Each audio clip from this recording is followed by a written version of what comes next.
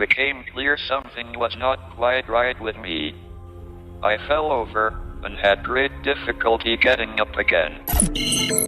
जिस्म से पूरी तरह अपाहिज व्हील चेयर पर बैठा ये इंसान, जिसका जिस्म तो पूरी तरह बेजान था, लेकिन दिमाग एक आम आदमी से कई गुना ज़्यादा ताकतवर था।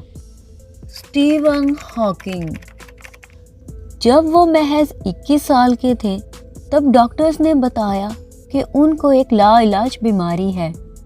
डॉक्टर्स ने कहा कि स्टीवन ज़्यादा से ज़्यादा 2 साल तक ज़िंदा रहेंगे, लेकिन अपनी विल पावर से उन्होंने डॉक्टर्स की इस बात को गलत साबित कर दिया।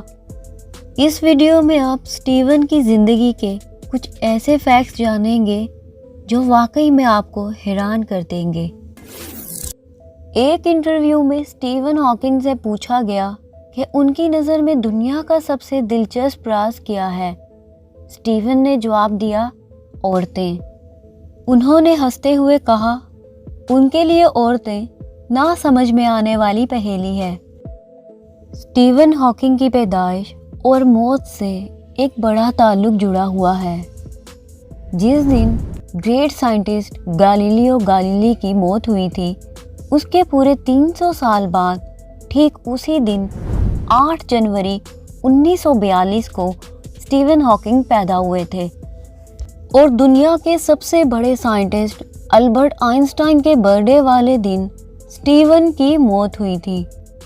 चौंका देने वाली बात यह है कि ये तीनों अपने वक्त के बहुत बड़े साइंटिस्ट रहे थे।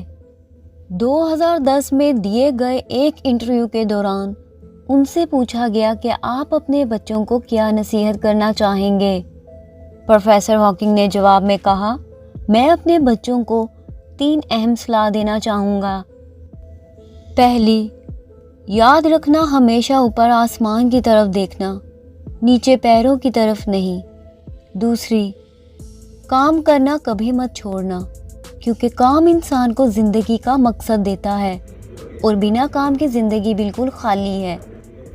तीसरी, अगर किस्मत से कभी तुम्हें तुम्हारा प्यार मिल जाए तो उसे कभी मत छोड़ना।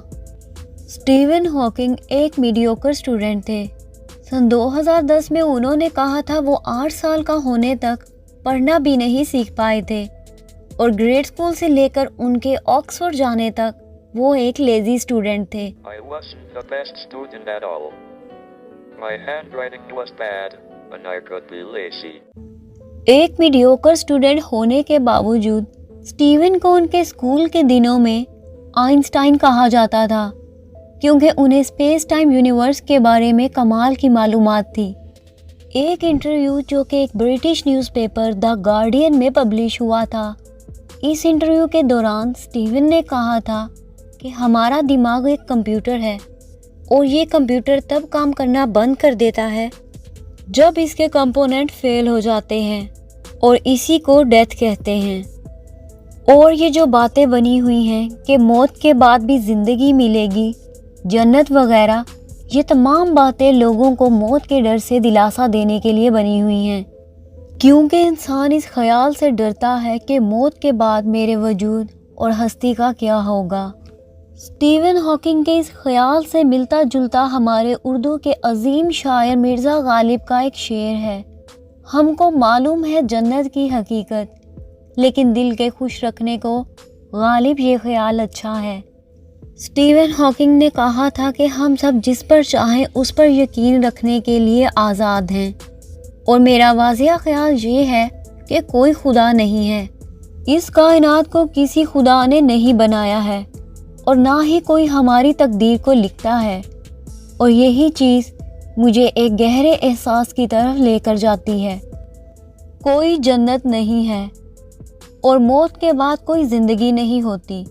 हमारे पास सिर्फ एक यही ज़िंदगी है, कायनात के इस ग्रैंड डिज़ाइन को समझने और सराहने के लिए, और जिसके लिए मैं बहुत शुक्रगुजार हूँ।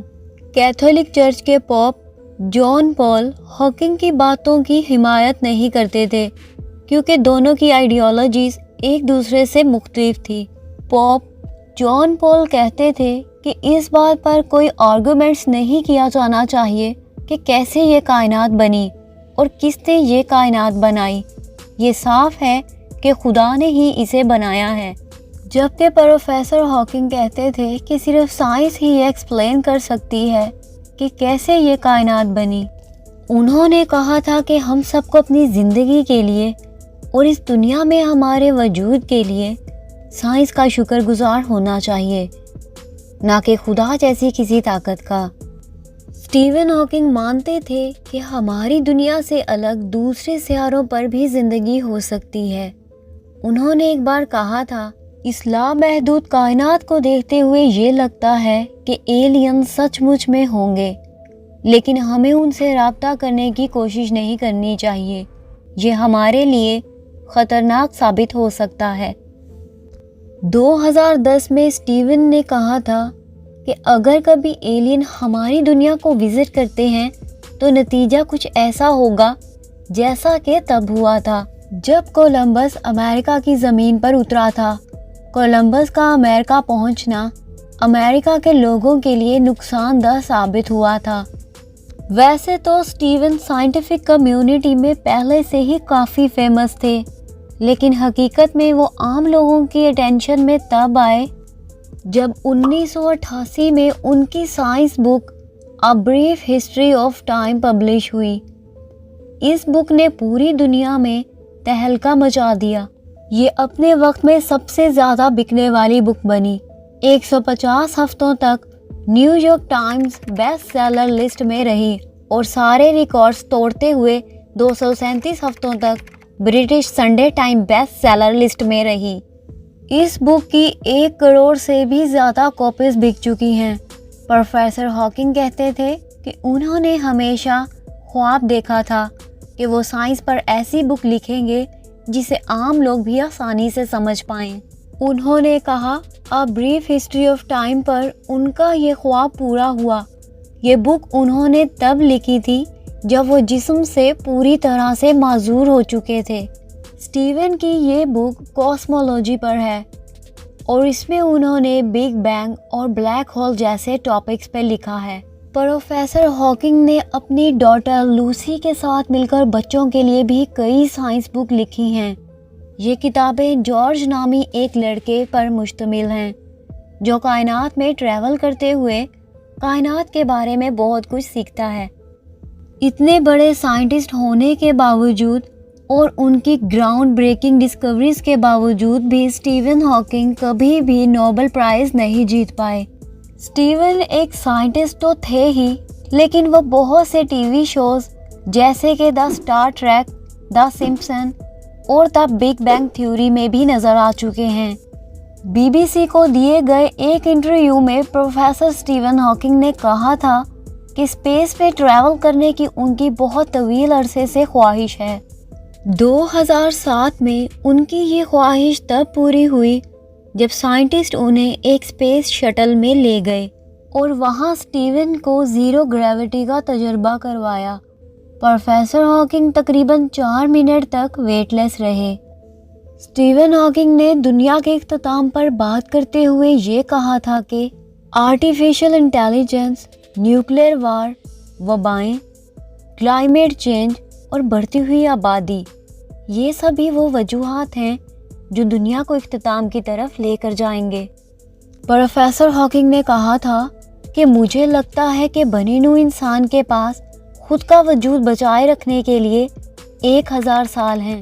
جب تک یہ زمین انسان کے رہنے کے قابل نہ بچے، تب تک ہمیں زمین جیسے کسی اور سیارے کو تلاش کرنے کی ضرورت ہے۔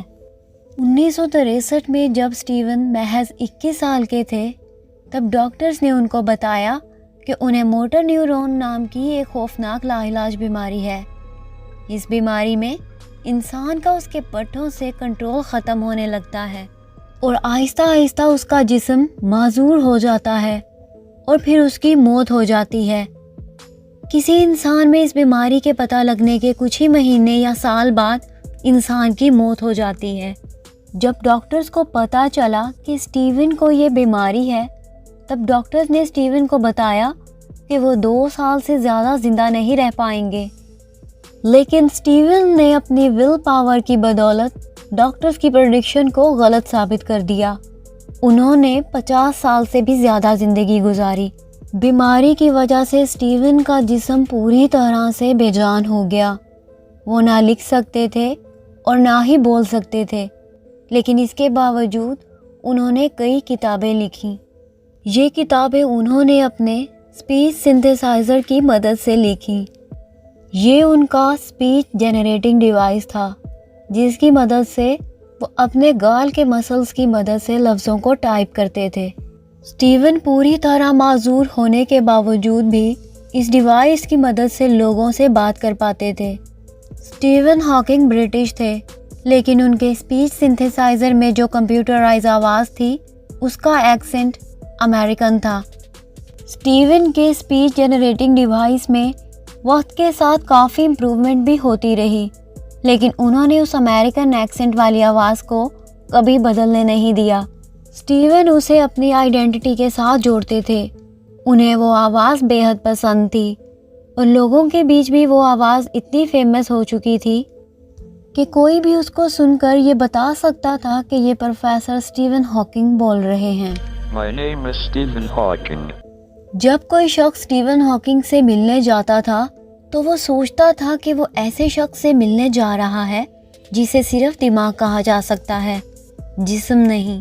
لیکن جب کوئی شخص ان کے سامنے کھڑا ہو کر ان سے بات کرتا تھا تب اسے پتہ چلتا تھا کہ وہ ایک ایسے کمال کے انسان سے مل رہا ہے جسے کسی کی ہمدردی، مدد اور مہربانی کی ضرورت نہیں ہے، بلکہ ویل چیئر پر بیٹھے ہونے کے باوجود وہ سب کام کر سکتا ہے، یہاں تک کہ وہ دوسروں کے کام کرنے کے بھی قابل ہے۔